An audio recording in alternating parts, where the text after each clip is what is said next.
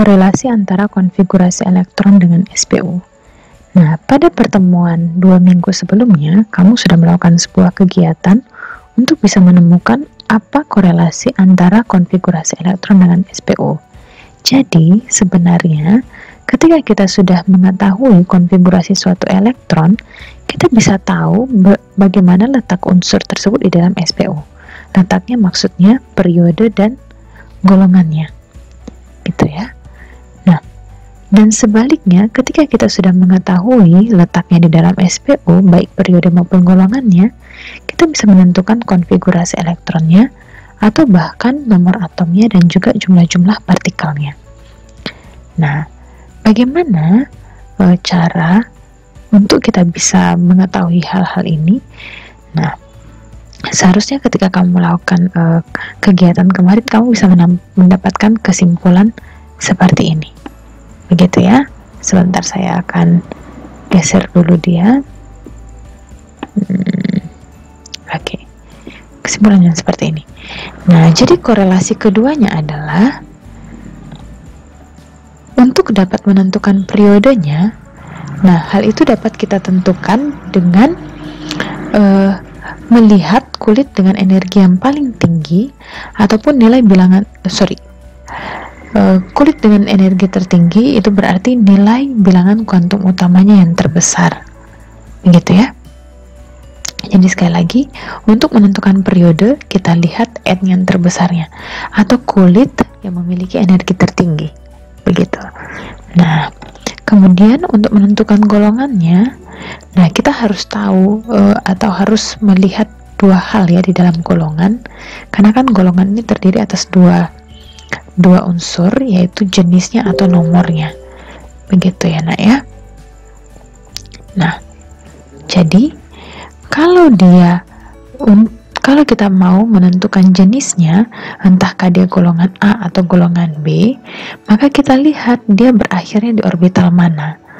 Kalau dia berakhir di orbital S atau di orbital P, berarti dia merupakan golongan utama. Tapi kalau misalnya dia orbital D, maka dia adalah golongan transisi. Nah, seperti itu. Nah, kemudian kalau misalnya dia orbital F terakhirnya, nah berarti dia adalah golongan transisi dalam. Nah, khusus untuk transisi dalam ini, dia kan punya nama-nama istimewa lainnya ya, yaitu lantanida dan actinida. Jadi kalau misalnya dia berakhir di 4F, berarti dia adalah golongan lantanida. Kalau dia berakhir di 5F, berarti dia adalah golongan actinida. Nah, unsur lain dari golongan yaitu nomornya.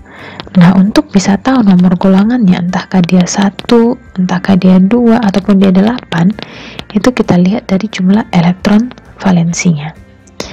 Nah, khusus untuk golongan B, dia punya ketentuan seperti ini. Kalau jumlah elektron valensinya itu 8, 9, atau 10, berarti dia adalah golongan 8B. Kalau dia 11, berarti dia adalah golongan 1B. Kalau dia 12, maka dia golongan 2B. Nah, kemudian kalau dia lantanida dan actinida, dan kita sudah pernah belajar hal ini ketika kita mempelajari tentang SPU. Lantanida dan actinida merupakan golongan 3B, begitu ya nak ya. Nah, kita akan melihat contohnya. Contohnya ini adalah konfigurasi elektron atau kegiatan yang sudah kamu lakukan sebelumnya. Nah, coba ya, kita konfigurasikan. Sorry, saya sudah membuat bagannya di sini supaya kita cepat untuk nanti konfigurasinya. Nah, jadi tanpa melihat SPU, kita bisa menentukan berapa periode dan berapa golongan dari unsur-unsur ini. Nah, ada kalium dengan nomor atomnya 19, berarti jumlah elektronnya 19 ya.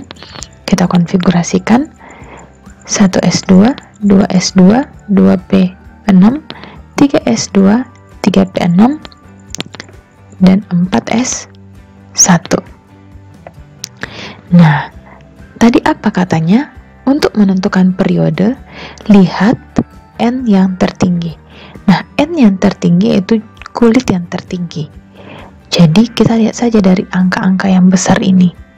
Angka yang paling tinggi adalah angka 4. Itu menandakan periodenya itu adalah periode 4. Nah, ini menandakan kalau periodenya adalah periode 4. Nah, kemudian kita lihat nih golongannya. Nah, golongan kan terdiri atas 2 unsur begitu ya. Entahkah itu nomor ataupun jenisnya. Nah, kita tentukan dulu nih jenisnya A atau B. Nah, kita lihat dia berakhirnya di orbital s. Ini menandakan dia adalah golongan A. Nah, kemudian nomornya kita lihat dari elektron valensi. Nah, ingat lagi, elektron valensi pengertiannya adalah elektron yang berada di kulit terluar, begitu ya, atau elektron yang berada di kulit terluar. Nah, di sini kita lihat tadi kulit terluarnya adalah kulit keempat. Nah, kemudian jumlah elektron yang berada di kulit keempat adalah 1. Berarti dia golongannya adalah golongan 1A. Oke, seperti itu ya. Nah, sekarang kita lihat yang bagian kedua. Ada atom unsur sulfur dengan jumlah elektron 16. Nah, kalau dia jumlah elektronnya 16, kita konfigurasikan 1 S2, 2 S2, 2 P6, 3 S2, 3 P2. 3 P4. Gitu ya. Nah, dari sini kita lihat periode dan golongannya. Periode dan golongannya. Nah, periode lihat N yang tertinggi. N yang tertinggi adalah 3, begitu ya. Berarti periodenya adalah 3. Kemudian golongannya, lihat jumlah elektron valensinya. Kalau kulit terluarnya adalah 3, berarti semua elektron yang berada di kulit ketiga itulah yang merupakan elektron valensinya. Berarti dia adalah 6, begitu ya. Nah, 6 apa? Lihat dia berakhir di P. Berarti dia adalah 6A. Begitu ya, Nak ya. Mudah ya. Nah, sekarang kita lihat soal yang berikutnya. Sorry, ini saya hapus supaya kita tidak berantakan gitu ya. Nah, sekarang FE ini sudah pasti sampai di 6. Ini saya nggak usah bikin lagi, Nak ya, elektron-elektron berikutnya. Nah, kemudian ini 4S2, ini 3D6 gitu ya. 10, intinya kalau sampai sini ini 10 aja deh ya. 10, kemudian di sini sampai sini dia 18 aja, begitu ya. Nah, kemudian kalau sampai sini berarti dia sudah 20. Nah, 26. Nah, kemudian kita lihat nih periodenya. Nah, periode dari Fe ini atau ferum ini adalah 4. Tahu dari mana? Dari N yang tertinggi. Ini kan angkanya 1, 2, 3, 4, 3. Nah, angka yang paling tinggi adalah 4. Berarti periodenya adalah periode 4. Kemudian golongannya.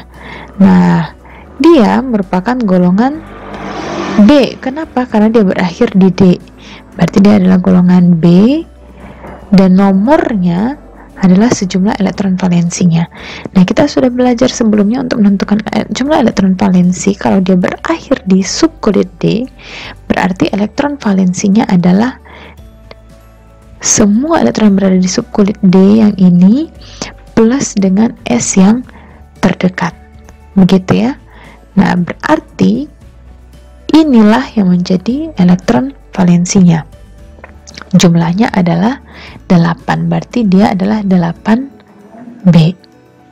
Nah, demikian seterusnya. Nah, kita ambil contoh yang Zn lagi ya. Ini sudah pasti 18, kemudian ini 20, dan ini 3D10. Oke. Nah, kita lihat di sini N tertinggi adalah 4, berarti periodenya itu adalah 4. Kemudian golongannya itu adalah 10 tambah 2, 12. Golongannya adalah golongan B karena dia berakhir di D, begitu ya. Kemudian nomor golongannya di sini jumlahnya adalah 12, dan kita lihat tadi kalau misalnya dia 12, kalau dia 12 berarti dia merupakan golongan 2B. Nah, gitu ya. Oke, sekarang kita lihat lagi yang lain. Kita lihat yang langsung ke sini dulu deh. Nah, 3D10, 4P6, 5S1, 4D9. Nah, karena 5S2, 4D9. Nah, karena dia seperti ini konfigurasi elektronnya, tidak mengikuti aturan penuh setengah penuh, maka ini harus kita perbaiki dulu. Salah satu elektron dari si 5S ini kita eksitasi, gitu ya, sehingga ini menjadi 5S1, 4D10. Nah, ini baru benar.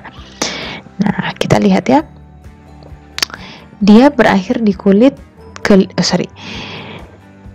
nilai N tertingginya adalah 5, berarti periodenya itu sama dengan 5. Kemudian dia berakhir di subkulit D, itu menandakan bahwa golongan B. Kemudian jumlah elektron valensinya itu adalah 11, berarti dia adalah golongan 1B. Nah, sekarang lantanum. Nah, lantanum ini dia berakhir di 4F. Oke. Kalau dia berakhir di 4F dan 5F, kita nggak perlu lagi menghitung jumlah elektron valensinya untuk menentukan golongan. Kenapa? Karena dia sudah pasti golongan 3B. Begitu ya, nak ya. Jadi nggak usah lagi menghitung elektron valensinya. Tapi Bu, kalau misalnya saya mau hitung elektron valensinya, ya bisa-bisa aja. Jumlah elektron valensinya adalah yang F plus S yang terdekat.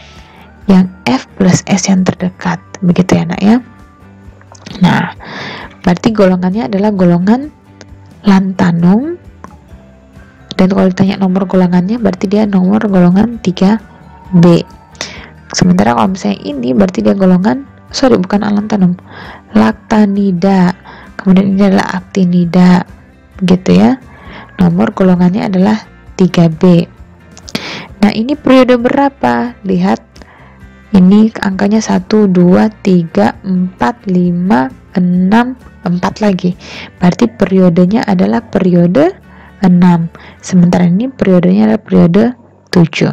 Jadi seperti itu ya, anak ya, melihat hubungan antara konfigurasi elektron dengan elektron valens dengan sistem periodik unsur.